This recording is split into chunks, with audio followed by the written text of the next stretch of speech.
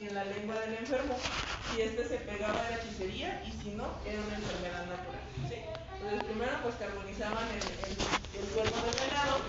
Una vez que lo carbonizaban, lo trituraban en morteros o lo trituran, todavía se hacen estas prácticas y se pone en la lengua del enfermo. Si se pega, se queda adherido como una capa en la lengua, es hechicería. Entonces tiene que proceder de forma mágica. Si no se pega es de forma natural y entonces proceden de forma involante. ¿Sí? Bueno, el tratamiento principalmente usan dos, ¿sí? Los vomitivos y los purgantes. Como ya les comentaba, tanto si es de forma mágica o de hechicería o como si es una enfermedad natural, van a utilizar los vómitos y los purgantes, los vomitivos, perdón. ¿Por qué? Porque ellos sienten que la enfermedad ingresa al cuerpo con objetos, ¿sí? Por ejemplo, si se les hace hechicería, van a tener un animal o una pluma o una piedra dentro de su cuerpo y les dan vomitivos. Lo curioso es que, por ejemplo, me puse a investigar y hay incluso videos donde expulsan cosas con los vomitivos, o sea, por ejemplo, expulsan sanguijuelas, insectos, plumas, piedras, o sea, no tiene una explicación científica como tal, ¿verdad? Pero, por ejemplo, aquí puse esta imagen de todo lo que podían vomitar, son plantas, incluso hasta ojos de algunos animales, y también aplicación de corteza de árboles y las limpias con pirul. ¿Sí? La aplicación de, sí hay pirul ahí colgado. Sí, el pirul es de aquí. Ajá. Sí, para ellos el pirul es una planta muy mágica, es una planta muy sanadora y arrastra las malas energías y hay curación por medio de las limpias. También aplicación de corteza por medio de emplastos y de barros curativos. ¿Sí? Realmente la medicina de los cúpulas es muy amplia y se han incluso las farmacéuticas inspirado en algunos tratamientos de esta región para poder patentizar algunas, por ejemplo, cremas o algunos medicamentos tomados. ¿Cómo se hacían las limpias o cómo se hacen? Porque todavía se siguen haciendo. Se usaban para muchas enfermedades, especialmente para las sobrenaturales. Estos pues se hacían además de con pirul, se pasaba sobre el cuerpo del enfermo una veladora. Esta veladora es importante aclarar que ahora cuando ya hubo la situación de que ya son católicos o ya son llegan los españoles y los convierten al catolicismo, ellos siguen haciendo sus rituales, pero ahora de forma conversiva o ahora ya creen en los santos católicos, pero también en las deidades prehispánicas. Sí, es una combinación tan sinérgica que han hecho casi su propia religión. Entonces ellos pasan una veladora especial hecha por ellos, la hacen con cera de abeja, la preparan con aceites que ellos mismos extraen y la pasan por todo el cuerpo y luego la ofrecen a las deidades. Si cada brujo, le llaman aquí, por ejemplo en el libro se refieren a los curanderos como brujos, entonces cada brujo tiene su forma de hacer las limpias, ¿sí? No son iguales, es como cada médico tiene su forma de tratar. Cuando está muy fuerte para ellos la situación, lo que hacen es que la tiran al río. ¿Sí? También se cierra con huevos y manojos de plantas, posteriormente estos objetos se tiraban al río, o sea, los huevos y los manojos de plantas. Había dos situaciones, una era poner la vela y ofrecer a las deidades, o si estaba muy potente, entonces tenían que tirarla al río, ¿sí? Para que el agua la lavara. Los tratamientos pues variaban de acuerdo al curandero. Como les comento, cada curandero tiene su forma de curar. Entre los elementos más comunes estaban varias chupas para regular los pulsos de muñecas, manos, codos, rodillas, sienes y nuca, y se hacía directamente en las articulaciones de los brazos, las clavículas y el centro del pecho. Entonces, para ellos todo lo medían por pulsos. Si el pulso estaba disminuido, si había frecuencia cardíaca disminuida, para ellos eran diferentes enfermedades. Entonces, curiosamente, al hacer las chupas en estas articulaciones o coyunturas, como le llamaban, curiosamente sí regresaba a su pulso normal o a su frecuencia cardíaca normal. Entonces era lo principal. También tomaban copal blanco y soplaban al paciente y le asperjaban líquidos con la boca. ¿Sí?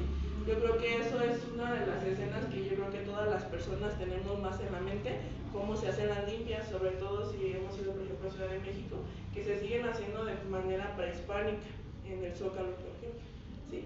Ellos siguen tomando copal, toman algunas plantas y empiezan a escupirlas sobre el cuerpo de la persona, y para ellos eso es la purificación del alma y es uno de los pasos para poder recuperar el alma del paciente. ¿Sí?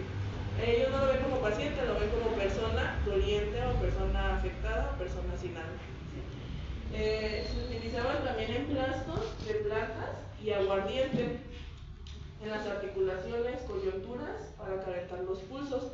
Es muy interesante esta parte porque ellos todo lo dividen en enfermedades frías, calientes. ¿Sí? Entonces, si era una situación también muy curiosa el saber que para ellos los mal de aire existen. ¿Sí?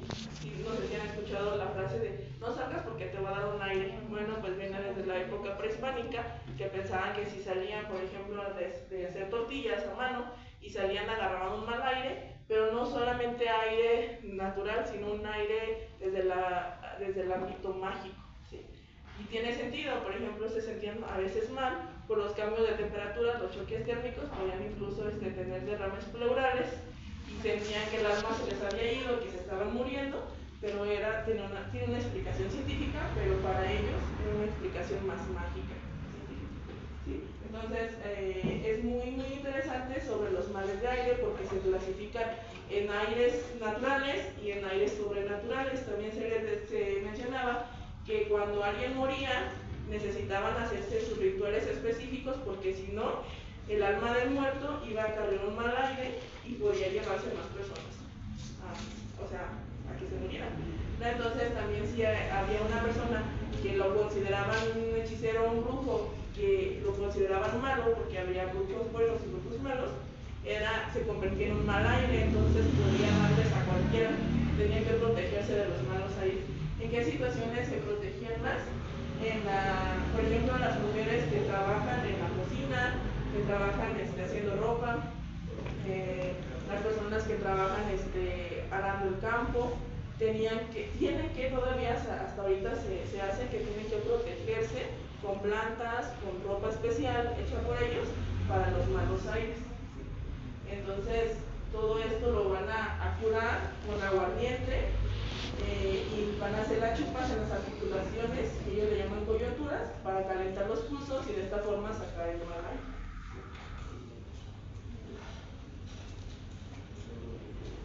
Muy bien, como les comentaba, la enfermedad la clasificaban en dos tipos, enfermedad caliente y enfermedad fría. ¿Sí?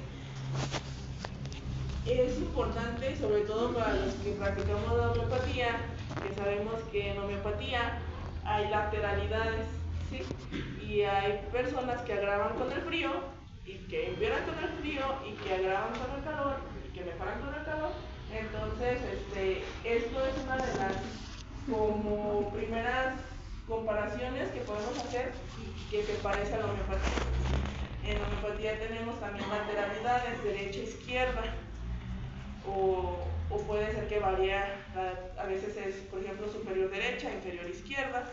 En la medicina de los Tuxtlas también se maneja por esas cuestiones, tanto de lateralidades como de calor, ¿sí? Frío-calor.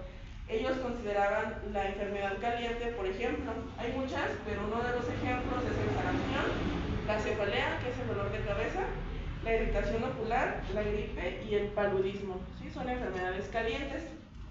Y como frías, las enfermedades estomacales, laringias, el hipo, el tétanos y la tosferina. ¿Sí? Lo importante y lo más que me llamó la atención de esta cuestión y que se parece también a la homeopatía es que lo similar se va a combatir con lo similar. ¿Sí? Como sabemos, en la homeopatía el lema es similibus similia curando, que significa lo similar será curado con lo similar. Entonces, en la medicina prehispánica Desde entonces había este lema también, sí, lo similar, va a curarse con lo similar. No pueden tratar una enfermedad caliente con un remedio frío, sí, porque ellos incluso creían que les provocaban la muerte. Entonces tenían que una enfermedad caliente tratarla con un tratamiento caliente, ¿sí? Por ejemplo, la chupas con aguardiente, incluso calentaban el aguardiente o las plantas, hay plantas que se consideran frías y calientes también, aunque no estén, si las tocamos no se van a sentir, pero ellos las consideran así.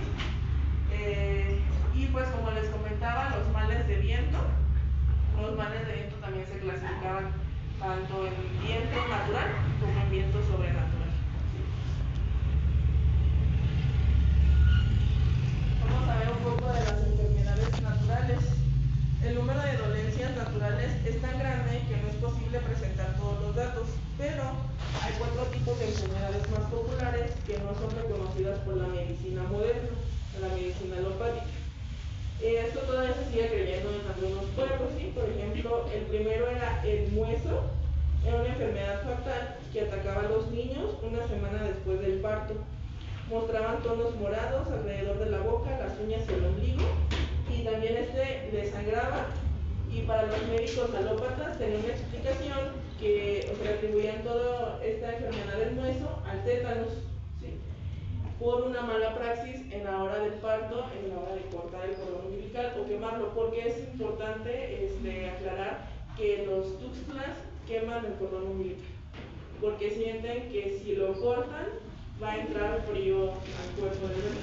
Entonces necesitan que quemarlo, preparan una vela especial con plantas y luego hacen rituales para que esta vela sea santa y pura, y se purifique, y entonces con esta vela van a quemar el cordón, lo estiran, lo ponen sobre la vela hasta que se troza por completo. Entonces, en una mala praxis o alguna infección que pueda entrar, pues les daba el hueso y los bebés morían, incluso a veces no se lograba salvar, pero pues ahora la medicina alopática le da una explicación, era tétanos, ¿sí? Era por una mala praxis. La segunda es la alferecía. Yo creo que alguna persona de aquí ha escuchado esa palabra. Cuando yo lo leí me acordé que todavía se usa para decir que se sienten mal, se lo van a la alferecía. Bueno, pues esta entre los tuxtlas es una enfermedad de las 4 mortales entre los niños, que son convulsiones, es una enfermedad convulsiva y aflojaba la cabeza, endurecía la nuca y daba fiebre elevada. Los médicos alópatas atribuían a la meningitis esta enfermedad. La meningitis sin antibióticos, si de por sí con antibióticos es una pequeña, como, ¿cómo se le puede decir?, porcentaje de sobrevivencia, imagínense sin antibióticos, entonces era mortal para los tuxtlas, ¿sí? El empacho, ¿quién de aquí se ha curado del empacho alguna vez? Pero nos hemos preguntado alguna vez qué es el empacho. ¿Y qué era lo que sentía? Mucho dolor de estómago, muy fuerte, de todo me dieron, nada me hizo. Llegó la señora que nos hace favor de apoyarnos en el aseo, amiga de la familia. Me voy a curar de empacho. Bueno, hace cuenta que me quitaron ese humo que no veía. Santo remedio. Sí, es algo curioso, ¿verdad? Que todavía se sigue usando, sobre todo en los niños y en los pueblitos de México, curarse de empacho. Y a veces no tiene remedio, como dice, ¿cuál es su nombre? Marta Sánchez para servirles. La señora Marta, como dice la señora Marta, hasta que se les cura de empacho. Este era un trastorno, que llevaba trastornos digestivos, cuyos síntomas eran hinchazón del vientre, diarrea, y los remedios y las prácticas curativas eran variadas, desde que les daban diferentes bebidas a tomar y luego les jalaban el típico cuerpo. Hacen como un recorrido de la piel de la espalda y la van levantando y luego truenan, ¿sí? Esa es la técnica de curación de los tuxtlas. Entonces, si vemos muchas de nuestras prácticas actuales, aún en la época moderna en la que vivimos, seguimos arrastrando prácticas desde la época prehispánica. Entonces, la medicina tradicional está más que inmiscuida en nuestra vida diaria, pero a veces no lo notamos. La cuarta era la caída de la mollera. Creo que eso también lo han escuchado, ¿verdad? Todavía se usa. es como lo que más odian los pediatras, que se les diga esa situación de que se les cae la mollera. Este era un trastorno de llanto incontrolable, hundimiento de fontanela, falta de apetito, somnolencia extrema y resequedad de las mucosas. Los médicos alópatas lo relacionaban a una deshidratación del infante. ¿Sí? Ahora sabemos que la mollera pues no se cae, ¿verdad? Que es una deshidratación, pero los tustras pues hacían una chupa, se introducían un líquido en la boca y chupaban a área de la fontanela y luego le daban a quemar al bebé, ¿sí? Entonces lo hidrataban y mejoraba el bebé, y pues curiosamente mejoraba, ¿sí? Entonces, estas son las 4 enfermedades que eran naturales, que no eran atribuidas a la magia. Estas 4 cosas eran como que decían, no, esto no es brujería, hay que tratarlas de otra forma, ¿sí? Bueno, en la tradición local existió un repertorio impresionante de remedios herbolarios, bebidas, infusiones, aguas del tiempo, grasas, aceites, alcohol y vino dulce, productos marinos, animales y minerales, y los remedios se clasificaban en fríos y calientes, ¿sí? Incluso hay, hay libros que traen todo el repertorio de medicinas, solamente que no son muy concisos o no dice como tal cuánta dosis, porque de hecho los tuxtlas todo lo hacen de manera empírica, como al tanteo, ¿sí? No saben, por ejemplo, no se puede decir 3 cucharadas en medio vaso de agua, no, todo lo hacen de acuerdo a los conocimientos empíricos que se van transmitiendo entre sus familias, porque los brujos vienen de linajes de brujos, ¿sí? Entonces en los libros viene, por ejemplo, la planta, pero no viene cómo la hacían como tal, no van a revelar sus secretos, ¿verdad? Entonces, lo que sí es que algo muy interesante son las aguas de tiempo. Sí, las aguas de tiempo se dividían en ponerlas al sol, por ejemplo, a agarrar la energía solar, o al sereno, o a la luna llena, ¿sí? Entonces, no sé si han escuchado hablar todavía aquí en México, se teme mucho al sereno, sobre todo en algunos pueblos, cuando la mujer está que acaba de tener a su bebé, le tienen miedo al sereno. Es que cuídate porque no te puedes poner al sereno, o no puedes poner, en su tiempo cuando se usaban los pañales de tela, no se deben de dejar al sereno porque les causan enfermedades, ¿sí? Que esto viene a los males de viento, como les había comentado. Entonces, si se fijan, sí venimos cargando muchos conocimientos prehispánicos, ¿verdad? Entonces, las aguas de tiempo siempre se daban en los tratamientos.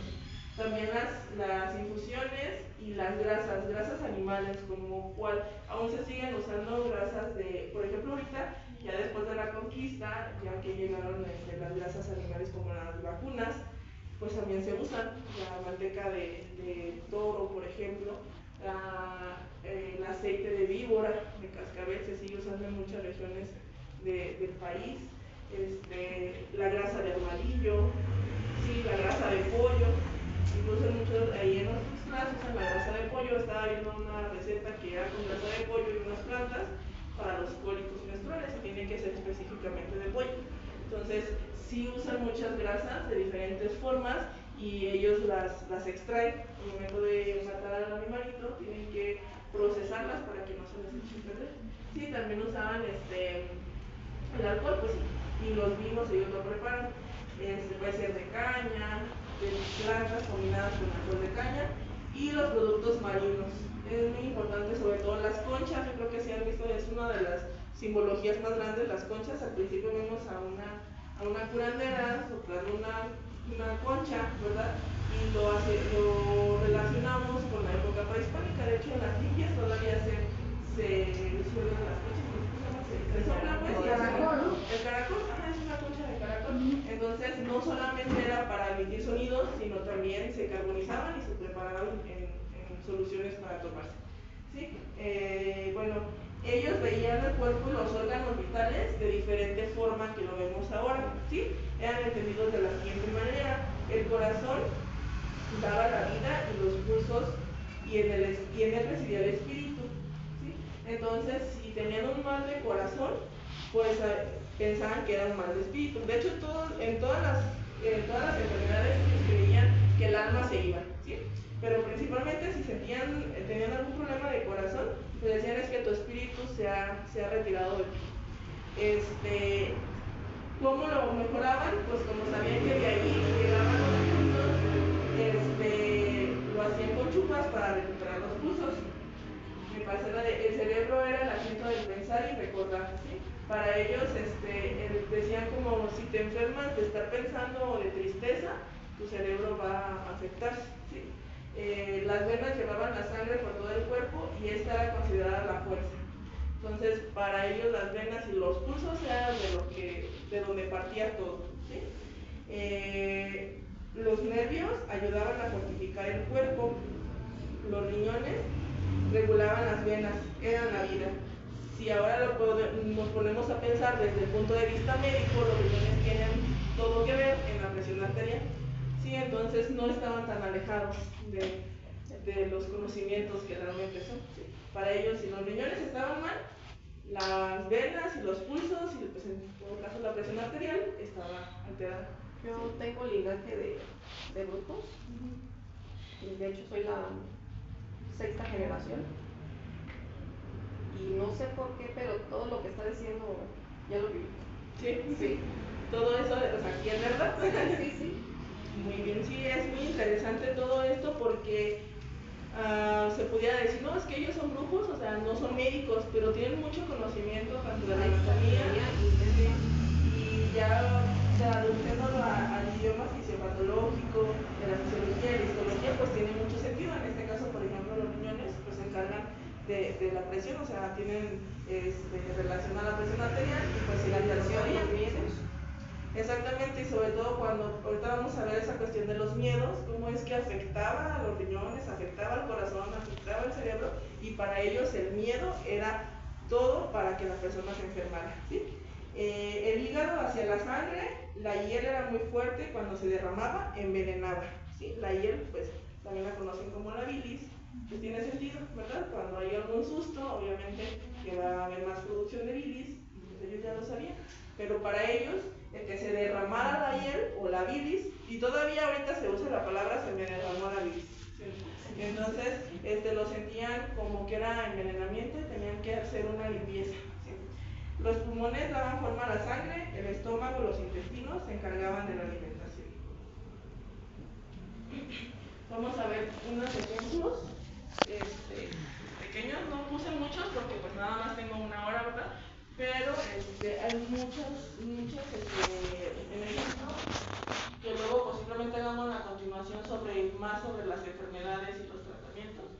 Pero por ejemplo, el tapón de burro es la planta Acalipa arvensis, es de la familia de las euforbiáceas y sirve para curar la diarrea. Parte utilizada las ramas, modo de preparación, se hierve y se toma como agua de tiempo. Es casi infalible. Estos tratamientos son para enfermedades naturales, ¿sí? Porque para enfermedades de hechicería, que ellos le llamaban, es un proceso larguísimo, ¿sí? Son preparaciones de alcoholes, de vinos, de limpias, y no son de un día. O sea, por ejemplo, cuando hay que esperar las lunas, exactamente. Por ejemplo, en homeopatía, calcárea carbónica espera con la luna llena, ¿sí? Ahí hay otra similitud, ¿sí? Por ejemplo, en los Tuxtlas se guían mucho por los ciclos lunares y tienen que esperar y saben cuándo va a haber luna. Entonces, las personas que se quieren ir a curar a Catemaco tienen que durar allá mucho tiempo porque tienen que esperar las lunas para hacer sus aguas de tiempo. En este caso, con el tapón de burro se hace agua de tiempo, hay que hervirse y se deja, creo que es en el sereno, se deja toda la noche y ya se puede beber. Pero dice que es un remedio casi infalible, sí o sí se quita la diarrea. La segunda es Tatalquivapa. Esto es para tratar infecciones de transmisión sexual como la gonorrea. Parte utilizada las ramas, para curar se combina con caña agria. El modo de preparación es hirviendo ambas plantas y se toman como agua de tiempo. La infusión debe hervirse en la tarde, específicamente en la tarde, y debe dejarse toda la noche a la intemperie, donde le dé sereno. Además de tomarlo, la persona enferma debe bañarse con esta misma infusión. Entonces, igual así hay muchas formas de prepararse, hay algunas especificidades, como por ejemplo, tiene que cortarse en la mañana, sí, tiene que cortarse en la noche, tiene que cortarse en luna llena. Entonces, es una medicina muy extensa y muy interesante porque tienen que conocer los ciclos de cada planta. Sí, ahorita cuando venga la doctora Chepita, vamos a ver cómo es que incluso le piden permiso a la naturaleza para poder cortar una planta, ¿sí? No es nada más de, oye, la arranco y listo. Todo en nuestra medicina tradicional y desde la época prehispánica, todo va en conjunto y en respeto hacia la naturaleza y hacia la Pachamama, ¿sí? ¿Cómo se sigue la otra? Tejichi o árnica, pues ese sí lo conocemos, incluso en homeopatía pues tenemos el medicamento hecho de árnica, que viene de la planta árnica montana, la familia es las asteráceas. Estas sirven para tratar dolor de cólico, para golpes internos, ¿sí? La parte utilizada son las hojas y flores, se hierven ambas plantas y se toman como agua de tiempo, o ambas partes de la planta, la florecita y el tallo fresco, ¿sí? En homeopatía, por ejemplo, pues también tratamos los golpes, ¿verdad? O los dolores que se sienten como apaleados, dice la materia médica. Entonces tiene mucho sentido, ¿verdad? Tiene una similitud. Por ejemplo, en homeopatía, en altas potencias, se llegan a tratar incluso los trastornos por alguna, ¿cómo se dice? Como cuando les pasa algo y tienen un traumas, por ejemplo, o golpes. Postraumático. Ajá, estrés postraumático. No es estrés postraumático, más bien son traumas, ¿sí? Ajá, entonces tienen algo de similitud porque en la medicina de los Tuxtlas también se utilizaba el árnica para poder devolver el alma en situaciones de sustos, ¿sí? O de que pasaba algún accidente y les daban árnica para que eso se volviera la alma al cuerpo. La sábila, ellos lo escriben con Z, sábila o sábila, con S, es el aloe barbadensis, la familia de liliáceas. Lo usaban para curar erisipela y como antiinflamatorio. La parte utilizada es la penca. Modo de preparación: se abre la penca y se coloca en la parte afectada para curar la erisipela. Es importante que decían que se tenía que desangrar. Para ellos la sábila es una planta sagrada, entonces no pueden usar su sangre, por así le llaman su sangre, a la savia que suelta, a lo amarillito que suelta. Para ellos esa parte no se debe usar, y de hecho tiene sentido porque es tóxica, ¿sí? O sea, si nosotros lo usamos en la piel, en lugar de mejorar, vamos a quemarlo. Entonces ahí es otra de las cuestiones que científicamente hablando tenían mucha congruencia, de que ellos lo ven desde el punto de vista mágico, pero si lo vemos desde el punto de vista científico, pues son tóxicas, ¿sí? Entonces hay que desangrarla, se tiene que desangrarla cambiando cada 2 horas de agua diferente hasta que ya no haya sangre, y entonces abrir la penca y la ponían en el área donde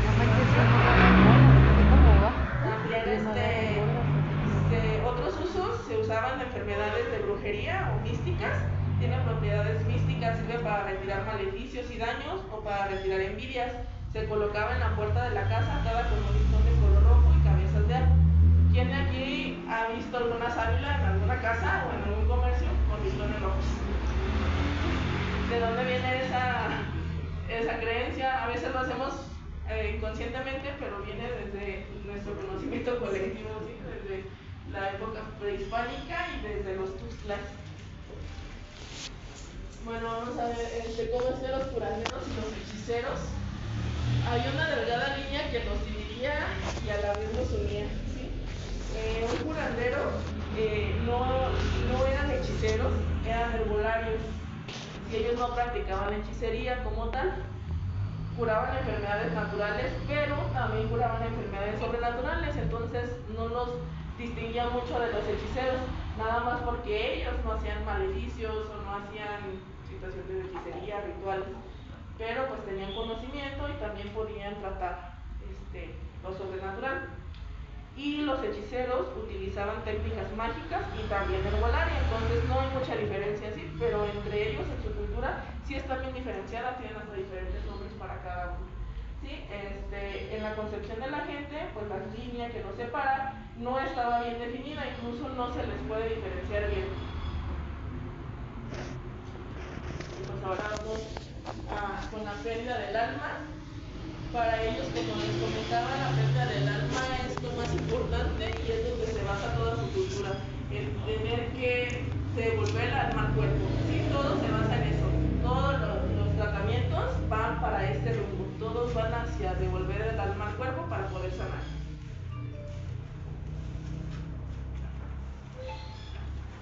Bueno, los primeros estudios sobre los indígenas enfatizaban los factores psicológicos y sociales, o sea, los estudios ya desde el área de los médicos y los psicólogos que fueron a estudiar a los Tuxtlas, se dieron cuenta que la pérdida del alma por espanto significaba vivir con miedo, ¿sí?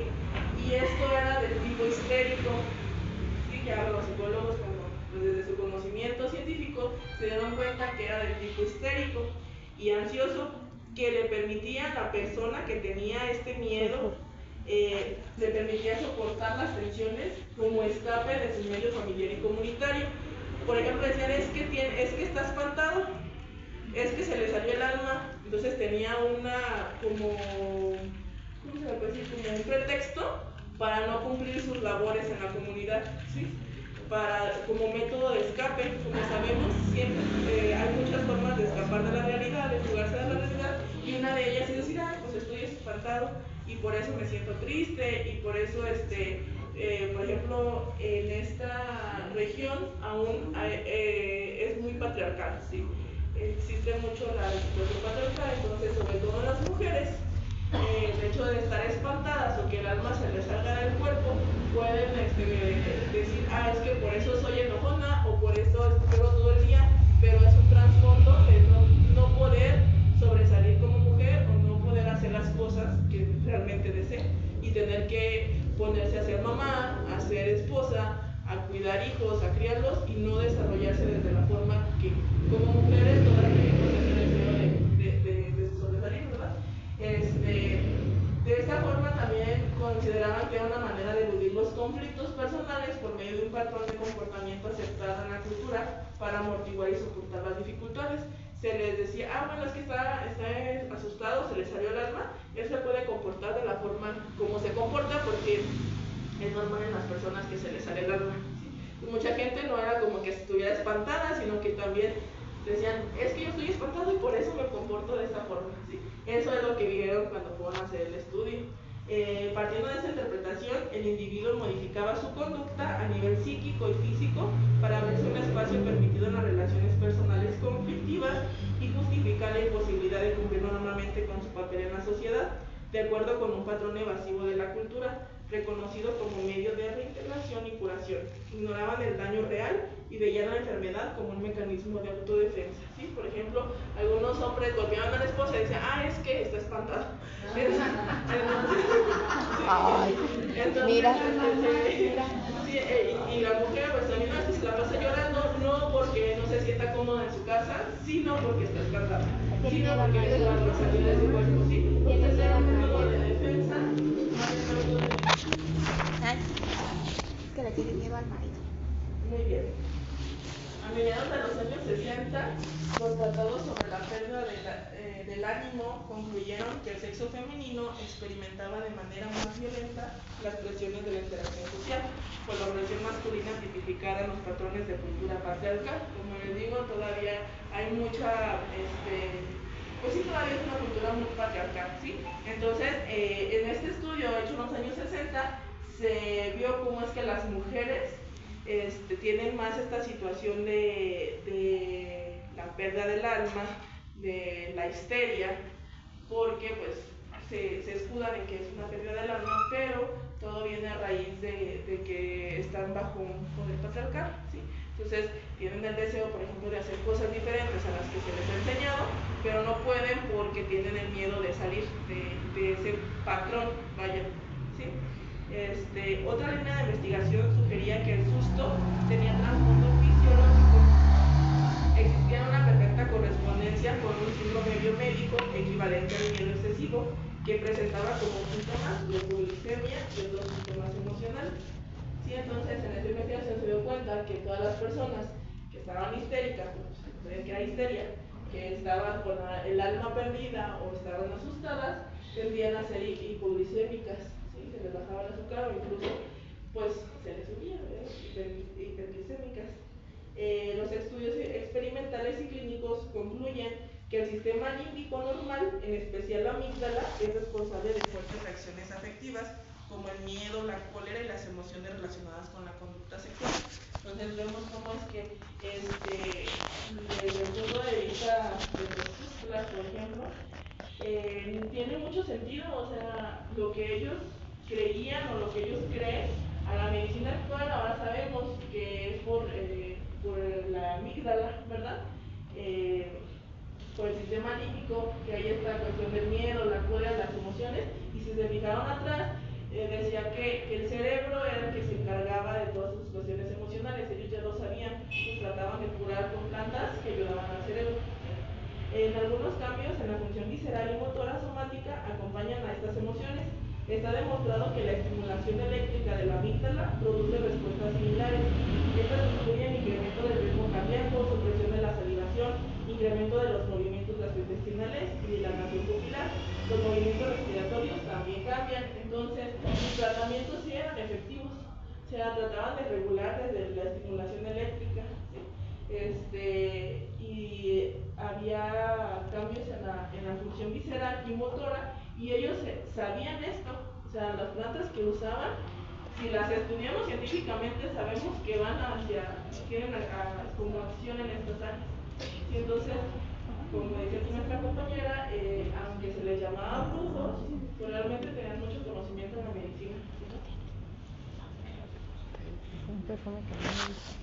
También cuando perdían el alma, cuando había miedo, o que tenían el mal del susto, había irritabilidad generalizada, se manifestaba típicamente con movimientos súbitos o reacción de sobresalto en respuesta a un estímulo sensorial ligero. O sea que cualquier movimiento y se sobresalta. Todavía aún algunos que dicen, ¿por qué estás asustado? Porque si alguien nos habla y hacemos esto, ¿por qué estás asustado?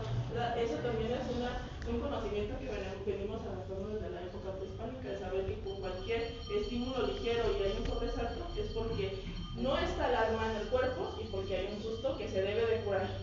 ¿A quién le quiero curado del susto? De espanto. De espanto, o sea, es lo mismo, el susto de espanto es la misma. Entonces, todavía se considera que si no te curan de espanto, si algo te pasa, vas a estar así como con sobresaltos hasta que te curen. No vas a poder dormir, no vas a hacer tú, vas a tener cambios en el humor, y lo estamos como normalizando o usando como medio de escape. Es que estoy asustada, es que me tienen que curar de espanto, es que lloro mucho porque tengo espanto. Vemos cómo no estamos tan alejados de esas prácticas. La estimulación eléctrica de la amígdala en seres humanos induce un sentimiento de miedo y de cólera. La amígdala da lugar a los complementos autónomos y somáticos del miedo y la ansiedad. Desde el punto de vista mágico, el susto provoca miedo súbito. Ya vimos ahorita el lado clínico, donde la amígdala da lugar a los complementos autónomos y somáticos, y se somatiza el miedo. O sea, es importante saber, los que estudiamos homeopatía ya sabemos que hay enfermedades somáticas, ¿sí? Que de un comportamiento o de una restricción podemos somatizar otra enfermedad. Por ejemplo, cuando se siente culpa por tener sexo o relaciones sexuales, va a haber una situación, una patología en el aparato reproductor, ¿verdad? Entonces, ellos ya lo sabían, ¿sí? Sabían que había enfermedades que se somatizaban, y que venían desde el miedo o desde el susto. Es que ella se asustó y se enfermó. Y vemos que no está alejado de la realidad, realmente pasa. Entonces, desde el punto de vista mágico, el susto provoca miedo súbito y causa una salida del alma brusca, ¿sí? Ellos sienten que si se asustan, si les pasa un accidente, el alma sale en automático del cuerpo de una forma brusca y va a dar lugar al sufrimiento y la enfermedad. Los individuos que la sufren tienen dificultades significativas en el contexto social, y los síntomas pueden aparecer de inmediato o tras semanas o incluso años de haber sufrido el susto si no se les cura. Sí, para ello les digo, la pérdida del alma es tan grave que incluso llegaba a la muerte. Sí, había personas que dejaban de comer, morían de desnutrición o se enfermaban, padecían hipertensión arterial y luego morían porque no tenían un tratamiento adecuado, pero todo se decía que era por el susto. ¿Sí? Los síntomas comunes son trastornos del apetito, sueño inadecuado o excesivo, intranquilidad o pesadillas, falta de motivación para cualquier actividad, disforia, baja autoestima. Los síntomas físicos que acompañan al miedo son cefaleas, que son dolor de cabeza, mialgias, todos los dolores, de neuralgias también, y gastralgia, dolores de estómago, del aparato digestivo y las diarreas, ¿verdad? Si no se les curaba de susto, ellos nunca iban a mejorar. Curiosamente los curaban de susto con las plantas que les tenían que dar y se componían. Pues esto es todo, espero que les haya gustado. Es un tema muy grande y muy grande. Traté de sacar como lo más importante, pero la verdad es que me quedé muy enamorada de este tema porque pues a mí me gusta todo lo relacionado con la cultura mexicana, con la medicina tradicional y prehispánica, y pues realmente aprendí mucho al investigar esto. Hay mucho más. Nos quedamos con ganas de más porque nada más tenemos una hora, pero esperemos que luego se pueda dar una continuidad sobre los tratamientos más específicos que tenemos. Espero que les haya gustado y que haya sido de su